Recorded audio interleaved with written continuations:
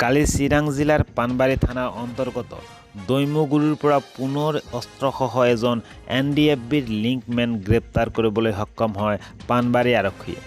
পানবাৰী আৰক্ষী থানাৰ CI ৰফিকুল হাছান চৌধুৰী, ভাৰপ্ৰাপ্ত বিষয়া উত্তম কুমাৰ দলেৰ নেতৃত্বত আৰু সেনাৰ যৌথ অভিযানত সবিন বসুমতাৰীৰ পুত্ৰ বানেৰু বসুমতাৰীক নিজৰ বাসগৃহৰ পৰা আটক কৰিবলৈ সক্ষম হয়।